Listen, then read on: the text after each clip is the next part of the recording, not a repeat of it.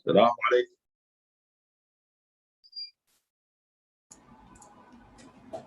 عليكم السلام ورحمة الله. شلونك شيخنا؟ حبيبي شلون اخوي؟ الحمد لله الله يسلمك.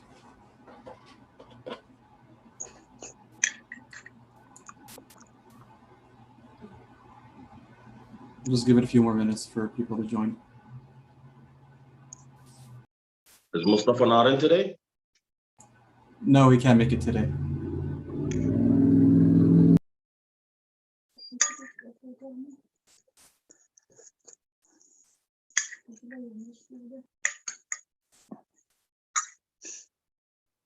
I'm just gonna get a couple of things done. I'll be back soon. Okay? Okay.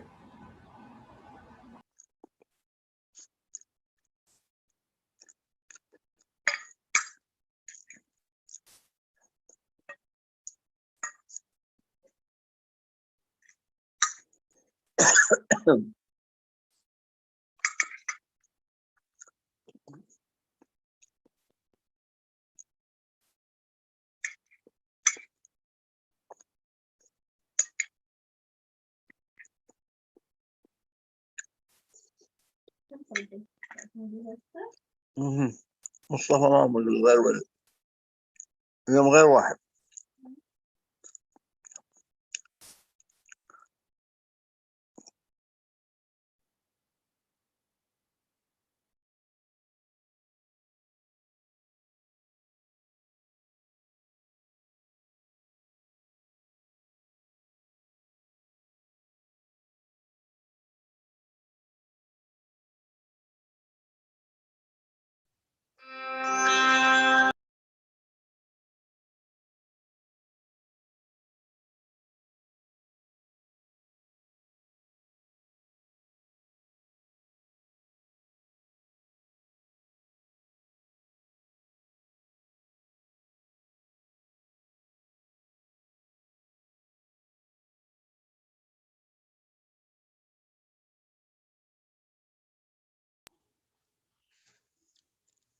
Assalamu alaikum. Sorry guys, I was eating and I didn't realize the microphone was on.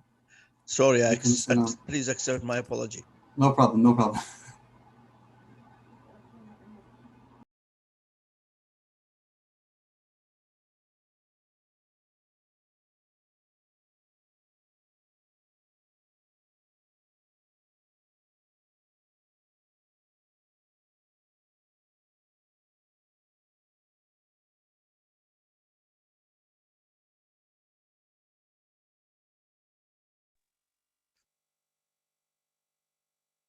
Should we give him more time? I think we can start now. Yeah. أقول لك Ahmed خويا, let's give it another, until 45 minutes past. I think Sure. because I think people are tuning in later because the iftar is coming up later. Sure, yeah, we can wait a few minutes. Yeah. And for anyone that has their name as iPhone or something else, if you could change your name so that we can know you, we'd appreciate that. How do you change your name? I think it's in your settings somewhere.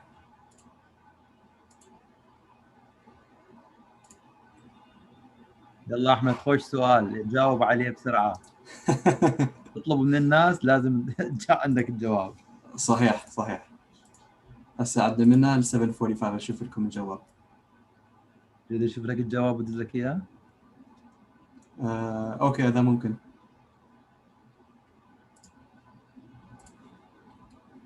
خليني اسالك احمد.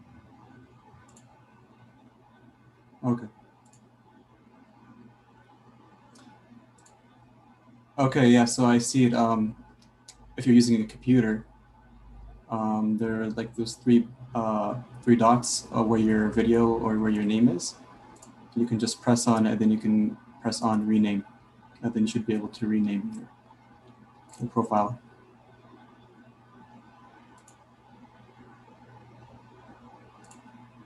So once again, on your screen, for every person's screen where their name shows, there are three dots. You can just click on those dots, and then you can click on rename.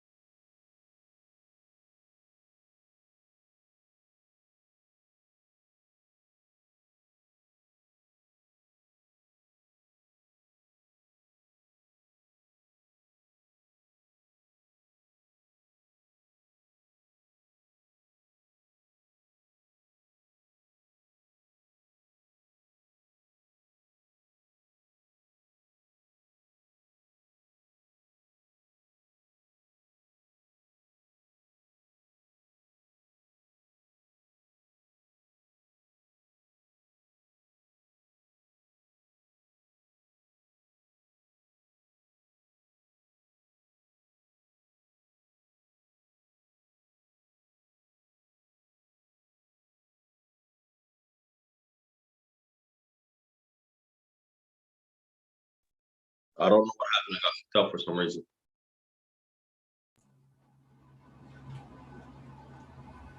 Can you hear me? Yeah, I can hear you. Yeah, I don't know why I got kicked out. Nonetheless, I'm back. Okay.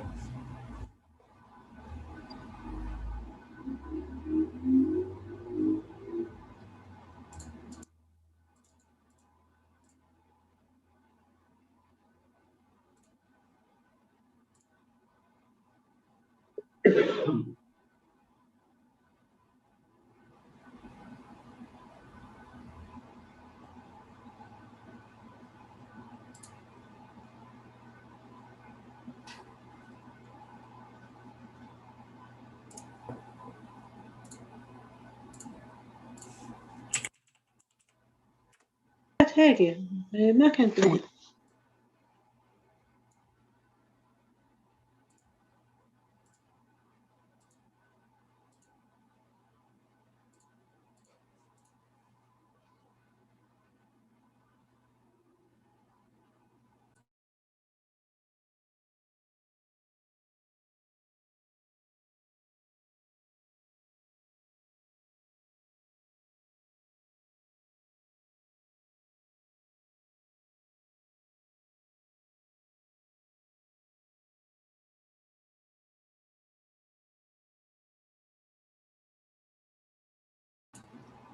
For the shabab that are here, the more cameras on, the more interactive the program will be, inshallah.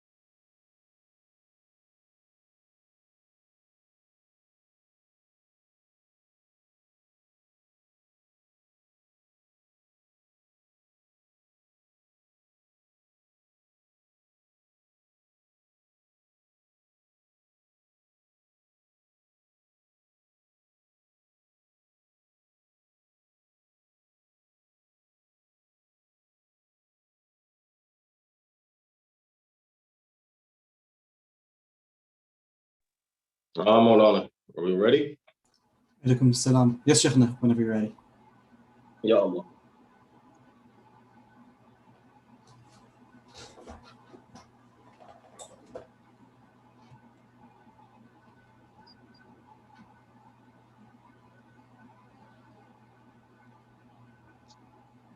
يوتيوب رجاء إذا أمكن. اليوتيوب ما يشتغل؟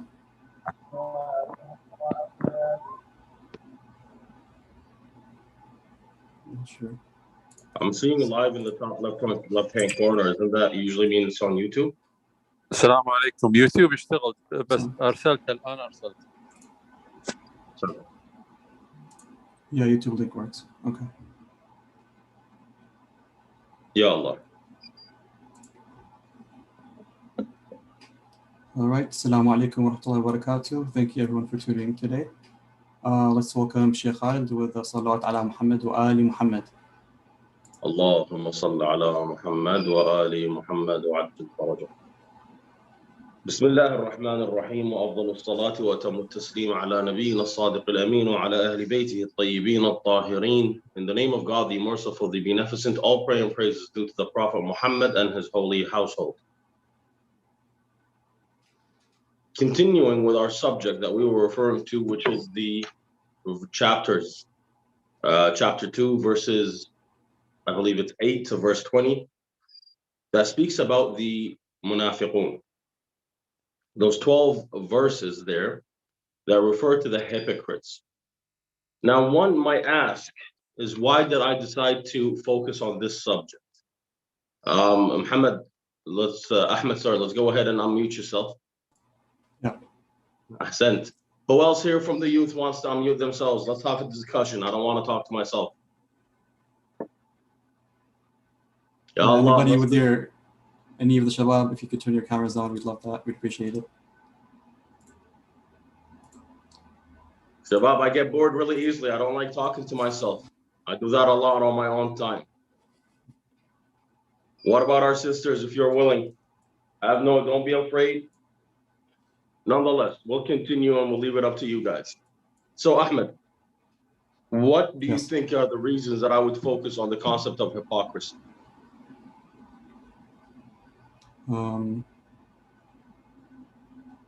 Maybe focus on yourself and not others. Are you calling me a hypocrite? No. No, you're absolutely correct there. You're absolutely right. Brothers and sisters, we have to realize that unfortunately we have taken on a lot of traits that we need to focus, and we each need to look within ourselves. You know, I usually say this and I usually repeat this. We say, Ya laytana kunna ma'akum, correct? I don't know if you guys know where this comes from. It comes from a narration from Imam al-Rida salawatullahi wa salamu alayhi, where he said to one of his companions, he says, if you want to be with Imam Hussein at the level of his companions, then say, Ya laytana kunna ma'akum fanafuza fawzan azima. However, one of our scholars, he used to repeat this all the time. Ya laytani kuntu ma'akum, ya laytani kuntu ma'akum. He narrates, he says that one night I was asleep and in the dream, I saw that I am standing next to Imam Hussein salawatullahi wa salamu alayhi. As I was next to Imam Hussein in the dream, we were in the battle of Karbala, so to speak, on the trenches in the middle of the battle. And Imam Hussein says to me, go, fight. He says in the dream, I looked at him and I said, I was afraid. And I said, Yabna Rasulullah, I don't have a sword. I don't have a sword to fight. He says, so the Imam gives me his sword and he says, go. You have no more excuses now, do you? Go, fight. He says, I stood there, I stood my ground and I refused to go. I was reluctant, I was afraid, I did not want to go. This, they say, then he woke up from his dream, and when he woke up, he was crying. He says, this was the truest test, is the fact that I was right there with Imam Hussein. But in my dream, my true nature came out. My fear of death, my fear, the fact that I was not worthy. I wasn't like Habib ibn Madahir. I wasn't like Muslim ibn Awsajah. I wasn't like John, Mawla Abi Dhar. I wasn't like all of these companions. I wasn't like Wahab ibn Wahab, the Christian man who became a Muslim but a few days before Karbala. I wasn't like these individuals. These individuals who had an ideology that was so strong they were willing to put their lives down for it. Now, this wasn't a normal person. This was a scholar by all means. However, what we need to realize is sometimes our words that we are uttering have to exemplify our intention and our belief system. And while he wasn't a hypocrite per se, but we see that he wasn't completely truthful with himself. So when we sit here and we say, Ya laytana kunna ma'akum fanafuza fawzan azima, the question that I have is that in our narrations, it says that if Imam al-Mahdi needs how many individuals to complete his companions? Ahmed, do you know? 313. Santu. And how many Shias exist around the world today? Millions. 400 million to be exact, if not more now. How many people walk the Arba'in? 20 million. It got up to 40 million at one point. صح ولا لا? So the question that I ask myself, out of 400 million believers, we can't come up with 313? It's been 1,200 years, 1,200 and some odd years. We can't come up with 313? Sabayni ma bayn Allah, between me and my Lord. Am I one of those 313? We see that in the night of Karbala,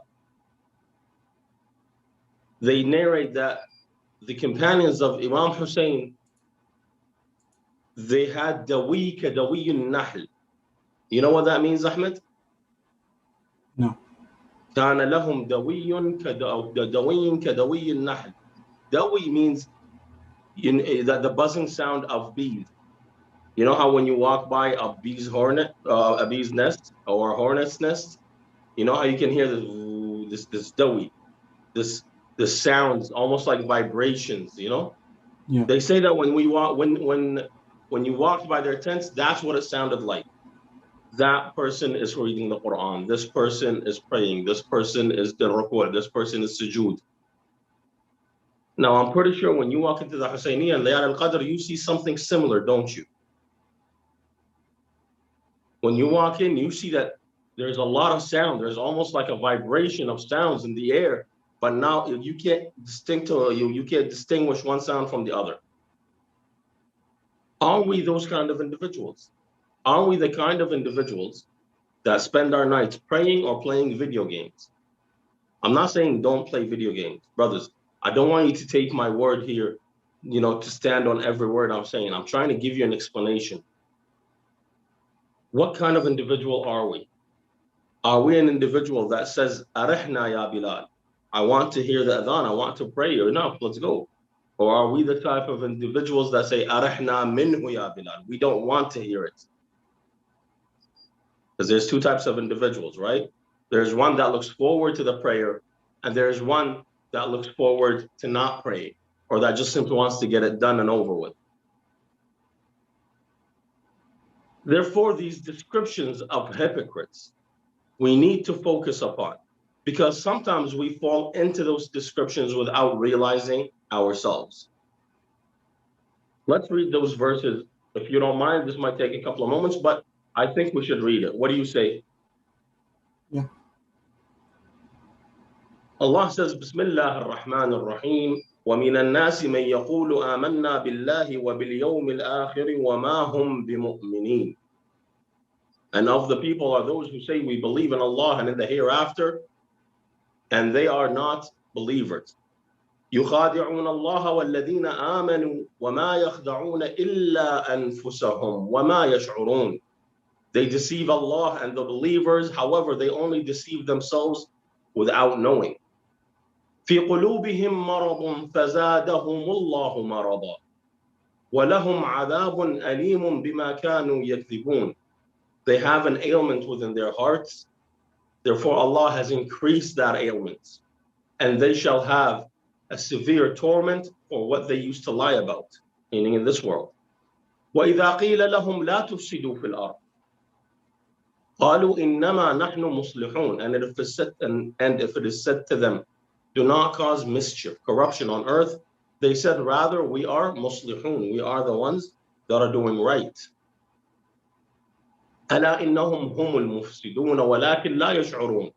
Rather, it is they who are mufsidun, who are corrupters, however, they cannot tell. وإذا قيل لهم آمنوا كما آمن الناس قالوا أنؤمن كما آمن السفهاء ألا إنهم هم السفهاء ولكن لا يعلمون. And if they are told, believe, just like how everybody else has believed, just like how the people have believed, they said, shall we believe the same way? Or you want us to believe the same way the fools have believed? Rather, it is they who are the fools, however, they do not know. وَإِذَا لَقُوا الَّذِينَ آمَنُوا قَالُوا آمَنَّا وَإِذَا خَلَوْا إِلَى شَيَاطِينِهِمْ قَالُوا إِنَّا مَعَكُمْ إِنَّمَا نَحْنُ مُسْتَهْزِئُونَ. And if they see the believers, if they run into the believers and meet the believers, they say, we believe, we are believers. However, when they are in solitude with their demons, they say, we are with you. All that we are doing is mocking those believers.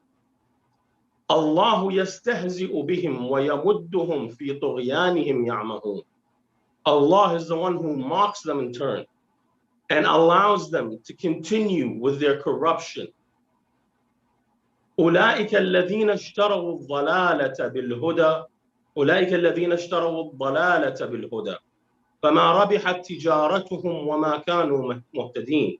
It is they who have bought, who have purchased their darkness, their failure through their guidance, with their guidance, meaning that they have paid for their failure by their guidance. Their guidance was their monetary exchange. فما ربحت تجارتهم. Their tijara, their exchange was not successful, nor were they guided. مثلهم كمثل الذي استوقد نارا فلما أضاءت ما حوله ذهب الله بنورهم وتركهم في ظلمات لا يبصرون. Their example is like he who has created a fire to see in the darkness. However, when he created the fire, Allah has removed his sight. And Allah has left them in darkness where they cannot see. صُمٌّ بُكْمٌ عُمْيٌ فَهُمْ لَا يَرْجِعُونَ. Blind, deaf, and dumb. Sum means that they cannot speak. Bukm means that they cannot hear. Umi means that they cannot see. فَهُمْ لَا يَرْجِعُونَ. Now, the verses continue. However, we'll stop right there. We said that these individuals have certain attributes. First of all, we focused upon a couple of attributes yesterday. We're going to skip this. However, one thing that we said is that they do not have the feeling and they do not have an inclination to their actions that they are misguided in certain aspects. In certain aspects that they think that they're doing good, but they don't know what they're doing is causing them failure. They have an illness within their heart. Therefore, this illness that is within their heart is causing them to fall further into the rabbit's hole, so to speak. Not only that, they will have torment in the hereafter. We see that they use lying. Lying is their currency for their hypocrisy, for their lifestyle. And I said this, I don't know if you were attending that day, Ahmed, when I was talking to Brother Mustafa, we said lying is a very ugly act. Not because of its deception, but because of what it represents of the individual. That if you lie about the small things, how can I trust you about the big things? Likewise, if I lie about the small things, how can you trust me when I'm saying the big things? And that's a problem that we have with a lot of our parents, is that we lie about small things, about the minute things. Therefore, what we do is we end up running our bank account short of trust. You know, I always picture the trust, the relationship of trust between me and my parents as in a bank account, right? The more money I put in, the more money I can withdraw later. So for example, if I do my prayers on time, if my friends are correct friends, and we'll talk about friends later on, if I do all of these things right, and my father and my mother do not see me as this obnoxious, irresponsible individual, when I come to them and I say, I want to go on a trip with Ahmed, they'll look and they'll say, you know what? He's well behaved. We know we can trust him. Why won't we let him? Take care, be safe, don't do anything, you know, rash or stupid, or so how some of our brothers say, don't do anything Jesus wouldn't do. Okay, nonetheless, you give them no reason not to trust you.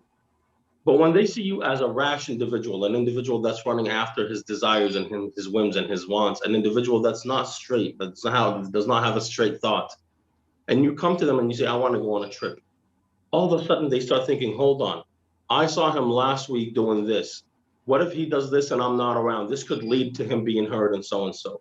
You know what? In the past 6 months, he's gotten 3 speeding tickets and he's going to go on a road trip. How many speeding tickets is he going to get? What if he doesn't get a speeding ticket? What if he gets in a car accident? So the parent automatically starts thinking of the problems that you might run into. The parent does not want you not to enjoy yourself or have fun in your world. On the contrary. But the parent's job is to protect you. You're going to say, you know what? But I'm 20 years old. I can tell you I'm 38 years old and my parents are still like that. In fact, my father is listening to this every single night. He sends me a message. Salamu alaikum, انت وين؟ أقل بالبيت لو يم الأمير المؤمنين. Okay, just checking in. Up until now, and I have a wife and I have kids and I live in a completely different country. But up until now, why? Because it is his obligation. The day he neglects his obligation, the day he will be questioned on Judgment Day. يعني تخيل up until now, okay, he doesn't tell me don't go out, but he messages me, where are you? Because if something was to happen to me and he did not message me that day, how would he feel? صح ولا Ahmed? Yeah. So it is his obligation.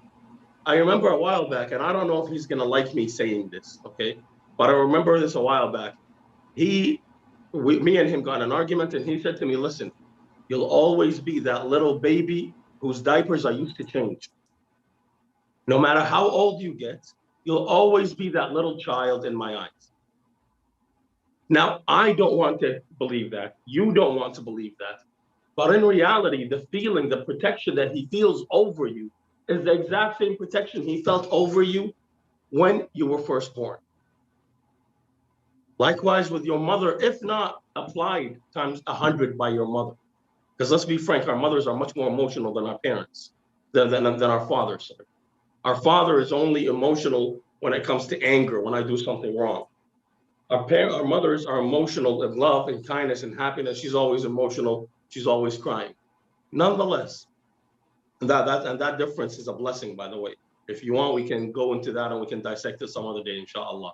You know, why is it that mothers are more emotional, or what is the blessing of the fact that our mother cries about every single thing we do and our father doesn't, you know, that give and take between hard and soft, you know, nonetheless.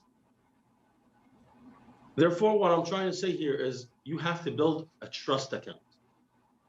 You have to build that savings account with your parents from your young age. The Quran. Or is somebody trying to chime in? Does anybody have a question? By all means, don't be shy. I don't think so. The Quran here refers to these individuals, the hypocrites. We'll go back to it. وَإِذَا قِيلَ لَهُمْ. The Quran commands us to, even though that they might be lost and that Allah has written them off, so to speak, that it is our job to still speak to them, to still try to guide them. What does the Quran say? وَإِذَا قِيلَ لَهُمْ آمِنُوا. That there are individuals that are still trying to guide them. However, their mischief does not allow them to be guided. Which is mischief? أَلَا وَإِذَا قِيلَ لَهُمْ لَا تُفْسِدُوا فِي الْأَرْضِ. Your mischief, sorry, just give me 1 second, brother. Take your time. Karaba has been out for the past 4 hours, so I did not realize I hadn't turned on the lights. Ya Allah, alhamdulillah, rabbil alamin. Inshallah, we'll get some sort of cool air right now. Nonetheless, we'll continue. Ala Muhammad wa ali Muhammad. Allahumma salli ala Muhammad wa ali Muhammad. Nifaq is mischief, is corruption on earth. Now, someone would say, well, why is it corruption? So I don't tell you what my true belief system. It is corruption because it's deception. It is deception. Who here studies law? Does anybody here study law? Anybody that's tuning in studies law? Is deception punishable in court? So if I'm a witness and I deceive the stand, and I deceive the jury, I'm pretty sure that's punishable in court. Nonetheless, deception is a form of corruption. They try to justify their action that they're doing good. However, within reality, within their hearts, they know that they are not doing good. And their arrogance does not allow them to see the righteousness of others' actions. They are convinced, these individuals, that they are correct. They are convinced that they are correct. When you talk to these individuals, I'm pretty sure you can relate to this. You see that certain individuals, especially on TV now, that try to disprove the concept of God, or those that call it the God Delusion, okay? When you talk to them, you see that they think that they are above you when they speak to you.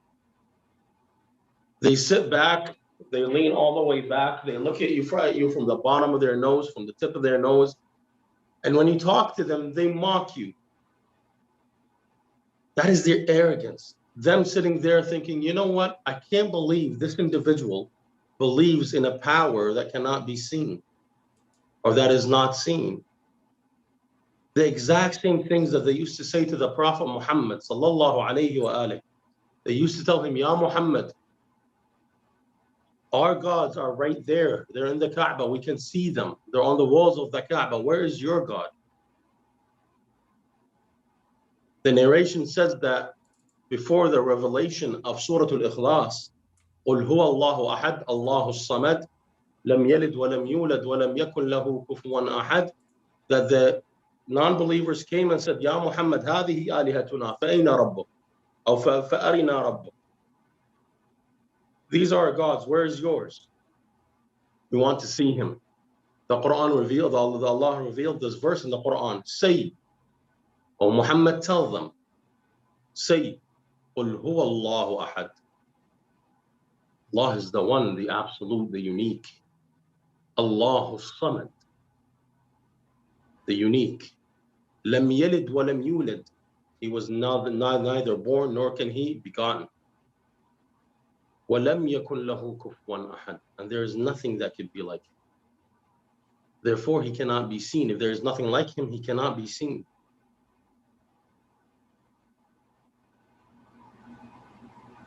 صلوا على محمد وآل محمد. اللهم صل على محمد وآل محمد.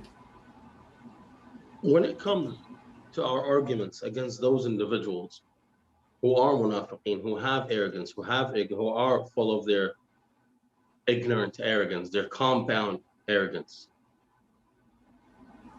someone would say, but hold on, a lot of you religious folk do the same thing, right?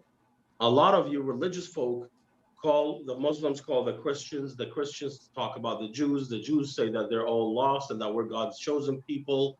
Some Muslims, in fact, kill each other and kill others, while other Christians had the Crusades and what have you. You are no different. I say, yes, you're correct. There are those that are not different. However, what do Ahlul Bayt say? Who exemplifies Islam? If I want to look at true Islam, who do I look at? Do I look at Khalid or do I look at Ali ibn Abi Talib alayhi salatu wasalam? Obviously, I look at Amir al-Mu'mineen, Ali ibn Abi Talib. I look at what the Quran says. When the Prophet was exiled, him and his tribe, to the mountain, to the mountainside of Shu'ab Bani Hashim, he was cut off from all of society.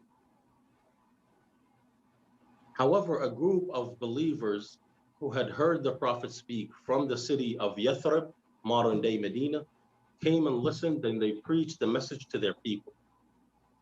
When those individuals came to the Prophet in secrecy, and they said, we want to invite you, and we are willing to fight the Arabs. We are willing to stand against all of the Arabs to host you in our city. They say the Prophet put down conditions. He said, first of all, if you host me, you are going to take on my problems. You are going to have to fight He says, well, they said, we will fight. You guys are going to have to, you guys are going to be cut off from the rest of the Arabs. He said, no problem. He said, I want to make one thing clear, that I will not ask anybody, I will not force anybody to convert to my religion, nor force anybody to stay within it. Now, the Quran says, Bismillah ar-Rahman ar-Rahim, and say that it is the certainty from your Lord. Therefore, whoever wants to, let them believe according to certainty. And whoever wants to, let them disbelieve according to certainty. الحق من ربكم فمن شاء فليؤمن ومن شاء فليكفر. You see here, الحق, certainty from your Lord. فمن شاء فليؤمن. Then he who wants to believe, let him believe based upon this certainty. وَمَنْ شَاءَ فَلْيَكْفُرْ. And whoever wants to disbelieve, let him disbelieve based upon that certainty. The Quran says, وَإِذَا قِيلَ لَهُمْ آمِنُوا كَمَا آمَنَ النَّاسُ قَالُوا نُؤْمِنُ كَمَا آمَنَ السُّفَهَاءُ. They consider anybody who does not follow their method as safih. Now, I kind of left the last point and moved on, because if I stay on the last point, it will veer us off the subject. Basically, all that we have is based on certainty. If you have certainty within your hearts, that's enough. Now, we'll go back to the hypocrites. They see everybody who they belittle, they consider fools, or anybody who does not think or the way that they do, who does not think about the way, or who does not look into the world the way that they do. However, in reality, it is they who are the sufaha. Now, I'm going to stop. I'm going to end the concept of hypocrisy here. I know we have a lot more lectures that we can squeeze out of these, but I don't want to, because I don't want to burden everybody with these. I don't want people to get bored. All of this I'm trying to bring forth is to say, brothers and sisters, know yourself and choose your companions accordingly. Ahmed, one of the biggest problems we have in our modern society is companionship and peer pressure. I'm pretty sure you've gone through it. I'm pretty sure my brothers and sisters know what I'm talking about. We have our sisters that are taking off the hijab because of their peer pressure, whether it's at work, whether it's at school, whether it's out in public. They are unable to deal with the peer pressure. We can combat peer pressure in a couple of things, in a couple of ways. One is we can become a tight-knit community. We can come together, closer together as a community. Instead of me befriending somebody from another community, let me befriend someone from my community with my own ideology and belief system, so that they can support me and I can support them. Amir al-Mu'mineen salawatullahi wa salamuhu alayhi, he says, لا يكون الصديق صديقا حتى يحفظ أخيه في ثلاث. A friend is not considered a friend unless he protects his friend within three points. في نكبته وفي غيبته وفي وفاته. During his hard times, during his absence, and during his death. That is considered a true friend. Why? Because this individual, first of all, what do you need a friend for? For the hard times.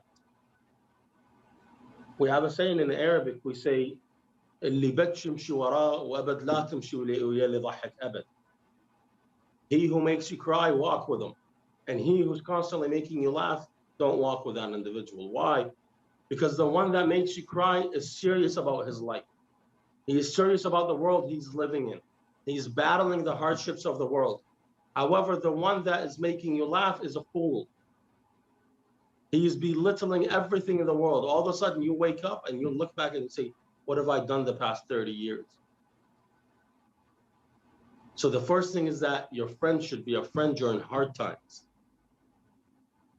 And your friend should protect you in your absence. Me and Ahmed are friends. If Ahmed is absent and someone talks about Ahmed saying, you know what, Ahmed, I saw Ahmed doing this yesterday, I should say, whoa, hold up, pump your brakes. That's my friend. I won't allow you to talk about him as if he doesn't exist. I should be protective over my friend. And when I see my friend doing something bad, I should be the one that corrects it.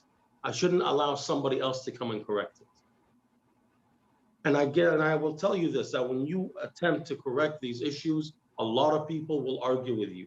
Your friend will be upset with you. I hear this a lot in the West. Just be supportive. No. I won't just be supportive. What you're doing is wrong. I won't support you in your wrong. There's a saying that says, "Ansur akhaka zaliman aw mazluma." Support your friends, whether he is oppressed or oppressor. We don't believe that. We believe it under one condition, that if he is the oppressor, I support him by correcting his way. When Ahmed sees me doing something wrong, he shouldn't be supportive of it. He should say, whoa, hold on, what are you doing? That's not right. I won't allow you to do this. I don't accept you doing this. If you want to do this, then our relationship is terminated. You want to do haram, you want to go out to clubs and go drinking, wal-'iyadhu billah, and that, you do that. You have to realize that our friendship is terminated. You have to stand your ground. And you're going to say, but I'm going to lose my friends. I say, fine. What if you lose that friend?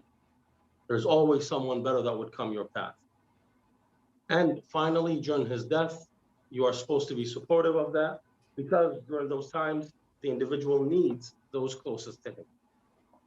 Inshallah, this final narration, and we'll end on this final narration. An Abi Abdullah, an Abihi alayhim as-salam. Abi Abdullah is whom? Imam Ja'far al-Sadiq narrates from his father. Imam Muhammad al-Baqir told his son Ja'far al-Sadiq that my father has said to me, قال لي أبي علي بن الحسين صلوات الله عليهما يا بني انظر خمسة فلا تصاحبهم.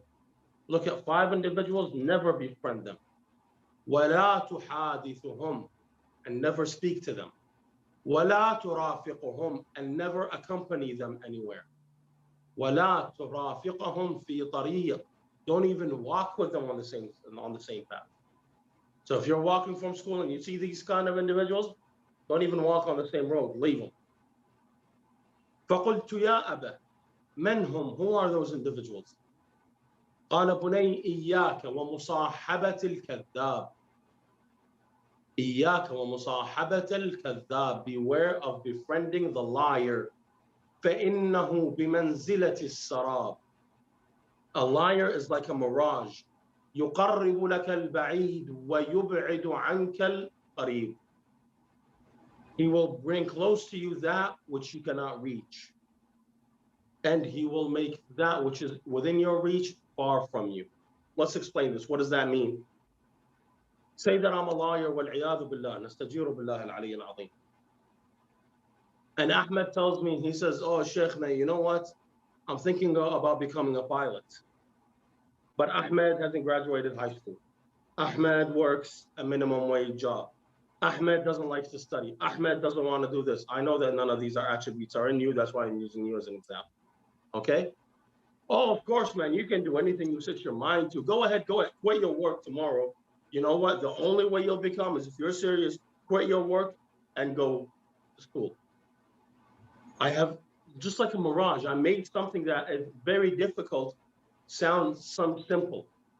You want to be an astronaut? Oh, yeah. And you're working minimum wage without any education. Yeah. You can start tomorrow, quit your job. On the other hand, okay, Ahmed's like, you know what? I want to finish my GED. I haven't graduated. I need to get my GED. Come on, man. Who needs a GED? Look at you. You're working. You're making minimum wage. What else you want? That which is within your reach, I belittle. I make it sound silly and stupid. And that which is away from you, I make it sound like it's within your grasp. Then the Imam says, وَإِيَّاكَ وَمُصَاحَبَةَ الْفَاسِقِ وَإِيَّاكَ وَمُصَاحَبَةَ الْفَاسِقِ, and beware of befriending the corrupt. فَإِنَّهُ بائعك بأكله أو أقل من ذلك. Beware of befriending the one who is corrupt, for he is willing to sell you for a meal, maybe even less than that. وإياك ومصاحبة البخيل, and beware of befriending one who is stingy, who's not willing to spend any of his money. فإنه يخذلك في ماله أحوج ما تكون إليه. Allahu Akbar. A friend, sometimes you need to lean on your friend. Remember what we said, a friend, as the Arabs say, الصديق وقت الضيق, وقت الضيق. Your friend is your friend during hardship. The Imam says, do not befriend the stingy, for he will abandon you with his money at the moment when you need it the most. وإياك ومصاحبة الأحمق, and beware of befriending the fool. فإنه يريد أن ينفعك فيضرك. Beware of befriending the fool, for he wants to help you, but because he's a fool, he ends up doing what? Harming you. We see this happen when? During tests, right? He wants to help you, he wants to cheat. He wants you to cheat off of him, yet he gets you in trouble and you end up being the one that gets a big red cross, an X on their test. Not that that ever happened to me. وإياك ومصاحبة القاطع لرحمه. Allahu Akbar. And beware of befriending the one who cuts ties with his kin. فإني وجدته ملعونا في كتاب الله عز وجل في 3 مواضع. Beware of befriending the one who severs ties with his kin, with his parents, with his siblings, with his nearest of kin. Because this individual, I found him mal'oon, condemned, damned, in 3 points in the Quran. Then the Imam read, فهل سعيتم إن توليتم عفوا أن تفسدوا في الأرض وتقطعوا أرحامكم أولئك الذين لعنهم الله. These are individuals who have been damned by Allah if they have been given power. And if you try and you take and you become rulers upon earth or have a gain on earth, that you cause mischief.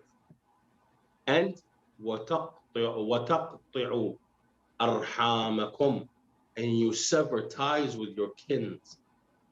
أُولَٰئِكَ الَّذِينَ لَعَنَهُمُ اللَّهُ. It is those individuals who Allah has condemned, has damned. And وَالَّذِينَ يَنقُضُونَ عَهْدَ اللَّهِ مِنْ بَعْدِ مِيثَاقِهِ وَيَقْطَعُونَ مَا أَمَرَ اللَّهُ بِهِ أَنْ يُوصَلَ وَيُفْسِدُونَ فِي الْأَرْضِ أُولَٰئِكَ لَهُمْ اللَّعْنَةُ وَلَهُمْ سُوءُ الدَّارِ. And the individuals who cause mischief on earth and they sever ties with their next of kin, they have damnation upon earth. And finally, الذين ينقضون عهد الله من بعد ميثاقه ويقطعون ما أمر الله به أن يوصل ويفسدون في الأرض أولئك هم الخاسرون. They who sever the covenant that they have with Allah after it has been established, and they sever whatever Allah has commanded them, they sever ties with that. They sever ties that Allah has commanded them to come close to their kin, to be good to their parents. They sever ties. وَيُفْسِدُونَ فِي الْأَرْضِ, and they cause mischief on earth, for indeed they are the losers. Brothers and sisters, I just want to say this, and I will end on this, Ahmed. I know I've taken time here. I want to end on this. The individual, when you see one of your companions who's bad to their parents, tell them that what they're doing is wrong. That is our first obligation, is to do what? Amr bil ma'ruf wa nahy anil munkar. However, if they do not heed your warning, I recommend you sever ties with that individual. You know why? Because that individual might receive la'na at any moment. That individual, his effect will, or his actions will have an effect on you. You see, because he's bad to his parents, because he talks back, because he yells and he curses, his parents say, what can we do? And they abandon him. They let this individual do whatever they want. You might not think about it at that moment, but that individual will have repercussions upon you as an individual, slowly but surely. Not only that, that individual is walking damnation. And as the Quran says, it is they who are the losers. Therefore, brothers and sisters, what we must do as individuals, and the reason we've been going those past 3 days over this, is we must look into ourselves. It doesn't take much. Look and see, what is it about me? Who am I as an individual? What can I do as an individual? Am I the person that I want to be? When I enter the house, everybody hushes and everybody tiptoes around me because I'm a horrible person? Or I'm at constant odds with my parents? Constantly. Why am I at constant odds with my parents? Do my parents hate me? Really, really think of it. Do your parents really hate you? Do your parents really dislike you? Or is it that your actions that are making your parents not tolerate your personality or who you're becoming? Lastly, what is the effect that people are having upon me? What is the effect of the world around me? Do I really need to fit into every single aspect of the world? Or should I have my own identity? والحمد لله رب العالمين والصلاة على محمد وآله الطيبين الطاهرين. اللهم صل على محمد وآل محمد. صلى الله عليه. We have a couple of moments left before the adhan. Brothers and sisters, let's open up the mics. Let's talk a bit. We have 7 minutes left, so we have quite a bit of time. Just to comment on the friends thing, I think it's crucial for everyone. Not just in Islam, even in psychology, they say that the 5 closest people to you are who you become. So at the end of the day, ask yourself this question. When you look at your closest friends, would you be okay with being that person? Amir al-Mu'mineen says, show me your closest friends and I shall show you yourself. The difference in psychology is a few years old. Ali ibn Abi Talib said that 1400 years ago. It's just unfortunate we as in regular folks, not the scholars, don't really take their words to heart. Don't take the words of Ahlul Bayt to heart. If we do, it would be a completely different world. You know, it's amazing. Since I've come here and I've seen how people live their life, I don't know how I've lived any other way. Alhamdulillah. Alhamdulillah. Could you, Sheikhna, since we do have a bit of time, could you just tell us like what the Hausa life in general is like? Like, how does it feel?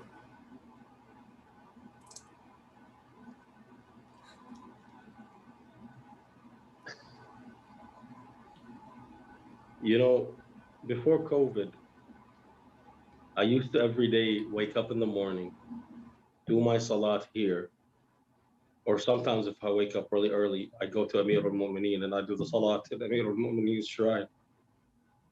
However, since COVID, that has all been gone. All of our classes have been at home. None of our classes have been in the shrine. And that has been the hardest thing, is the fact that the shrine is right next to me, but I don't go to him every day. In fact, the hardest thing having to do right now is not devote yourself to simply studying. You know, I have to wake up, I have to go to work, come back, you know. I'm falling into the same rut that I was in when I was in the West, you know, where the Amir al-Mu'mineen is becoming visitation, not a daily life motivation. But inshallah, I have hope that once COVID is over, I'll go back to Hausa to actually study inside the mosque. The life of Hausa is different. You know, I studied in the West and I studied here. First and foremost, our style of study is completely different. Okay, so nobody's, you know, is sitting on your back saying, you got a test, do this, do this, do this. No. This is the information, this is the material. The people that are in the class, usually, well, I mean, we don't have classes, we have halaqat, right? So we go to the mosque, there's a teacher there, we take the material with that teacher. When you walk out of it, if you don't understand it, that's fine. You don't have a test next week that tells you you're going to fail. Rather, what you have is repetition. You don't understand it, go to another teacher, go to one of your students. We have this thing, what we call mubahatha, or deliberation, where we sit. So me and Ahmed are studying the same material. Me and Ahmed sit together and we argue this material, right? We argue this material over and over again. And then we see, is it correct or incorrect, you know? So that's one thing. The other thing is that the nearness of Ahlul Bayt. You know, you feel like you have a purpose, like you're working on a path, you're working on a purpose, you know, and that purpose is the nearness to Ahlul Bayt. The only hardship that a Hawza student faces is usually the financial one. You know, that's the hardship. Other than that, the blessing and the serenity you get out of it is unmatched. You know, hence I get emotional when I think of the days that I'm just sitting here doing my classes in my own home. You know, when I used to go every single day, I used to go every morning. I would do ziyarah. You know, I would walk in, I would hold the shrine. Sometimes I don't get to hold the shrine if there's, you know, a lot of people, but you get to hold the shrine, you get to make dua, you know, and from Salatul Subh until Salatul Dhuhr, all you hear is the knowledge of Ahlul Bayt, you know. There's nothing like it. I can't describe it. It's you know, it's just as much knowledge as it is spirituality. Yeah, no, that's amazing. Come on, nobody has a question? MashaAllah, you guys are all scholars of Islam, huh? You know, it's amazing. Like Islam did all these things such a long time ago. But when you look at university, like they're just speaking about it now. Like for example, one of the tips that they give for students when they're studying is that a repetition is key. So when you learn something, and then a few days later, read it again, and then a few weeks later, just keep reading it again. So that way it stays in your mind. And the way you're saying it now, that's how Hawza is, right? You learn something, you don't just learn it once. You keep. So for Hawza, how we do it is, so the subject we're about to take tomorrow, we review today. So I would review, I would write my notes, okay? So what I understood from the subject is 1, 2, 3. So I would read the material and I would write my point of view of the material, okay? I don't copy the material. I actually read it and I wrote what I understood from it. Yeah. So usually I would understand what, about 40, 50, 60%, you know, 80%. There has to be a lack there that I don't understand.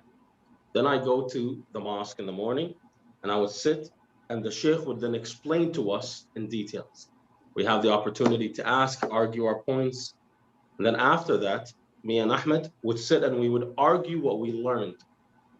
So each class you would have at least repeated 3 times within a day and a half. So within a day and a half, you've you know, and not only that, you have read this material over and over and over and over and over again, right? So imagine when you want to compose your thought upon what the writers wrote or what the author had written, you would have read it at least 2, 3 times already, right? You would write, I would read a little, then I'd go back and I would read, and then I would go back and I would read. And when you do that, you start kind of, as we say, called tafkikul ibara. You start taking the words apart, understanding what he says there. However, when you discuss it with another individual and the individual takes on an opposing role, then you start having to defend your stance. When you start defending your stance or taking on that teaching role, that is when you really start expanding your understanding of the material. So it's like I said, it's like none other. Yeah, it's amazing. Yeah, it is Adhan time right now. Inshallah. With that, Sheikh, I will leave you guys. السلام عليكم. I just have a very quick question. أنا غشاد Yeah, معاك. أقول لك شيخنا تفريش الأسنان مجرد يعني سؤال بسيط وإن شاء الله بسرعة لأنه الأذان يوصل. هل يعني يبطل يصير باطل للصيام ولا يعني بيخالف واحد؟ ما بيه أي شيء. شرط أنه ما تبلع ريقك. يعني من تفرج أسنانك إذا ما تبلع المعجون والماء اللي قاعد تفرج فيه ما عندك مشكلة. خلاص عاد يعني نقدر نفرج أسناني. هاي شغلة مشتاقين هوايه. مشتاق لك الله الجنة يخليك. إن شاء الله. سل على المؤمنين. الله يحفظك ان شاء الله. ان شاء الله ان شاء الله. تسلم. مع السلامه. احسنتم شيخنا، طيب الله انفاسكم، بارك الله فيكم. واسمعكم ان شاء الله، واسمعكم ان شاء الله. الله يسلمكم. احسنت يا احمد، ما شاء الله. Good job. Thank you عم. Allah يحفظكم. I will take that as my leave, inshallah. We will see you guys tomorrow and we'll continue with a new subject, inshallah. So Ahmed, your responsibility for adhan tonight, right? Inshallah, if there are no volunteers. Yalla, go ahead. The people want to eat. Go. I'll play the sound of the adhan. I have it ready for everyone. Okay, go ahead. Ahmed, you have to announce the adhan, Ahmed. Ahmed, recite the adhan.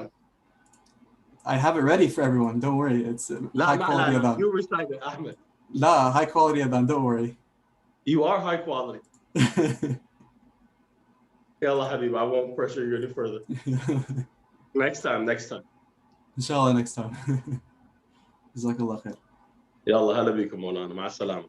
مع السلامة. أعوذ بالله من الشيطان الرجيم. بسم الله الرحمن الرحيم. إن الله وملائكته يصلون على النبي يا أيها الذين آمنوا صلوا عليه وسلموا تسليما.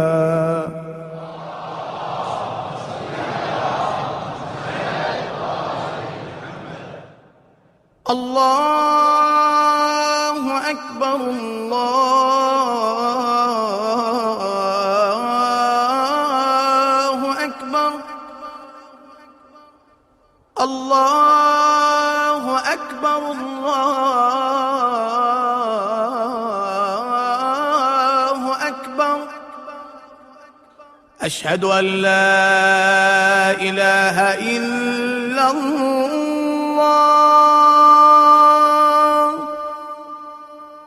أشهد أن لا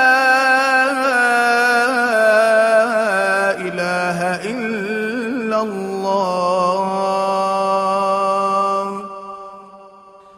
أشهد أن محمدًا رسول الله.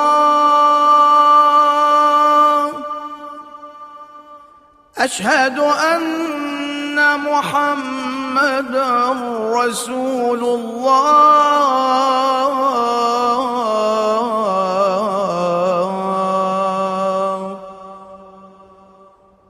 أشهد أن عليًا ولي الله.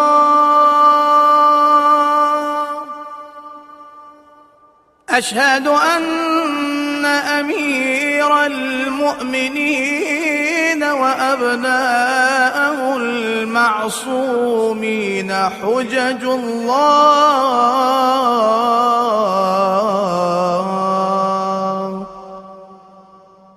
حي على الصلاة.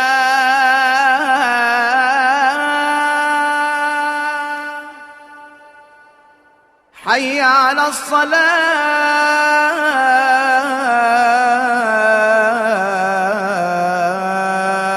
الصلاة. حي على الفلاح.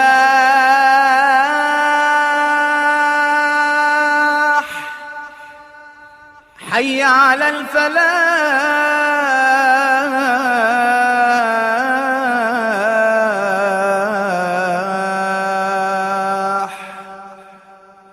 حي على خير العمل. حي على خير العمل. الله أكبر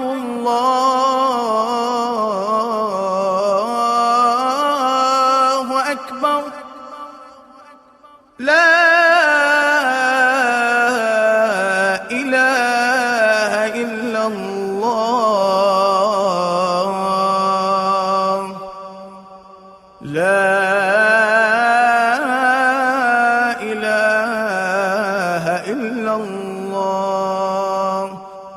وصل يا رب على حبيبك محمد وآله الطيبين الطاهرين.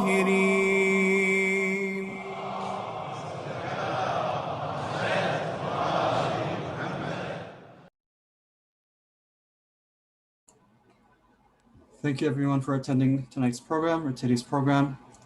تقبل الله صيامكم إن شاء الله, and we'll see you all tomorrow إن شاء الله. Assalamu alaikum wa rahmatullahi wa barakatuh.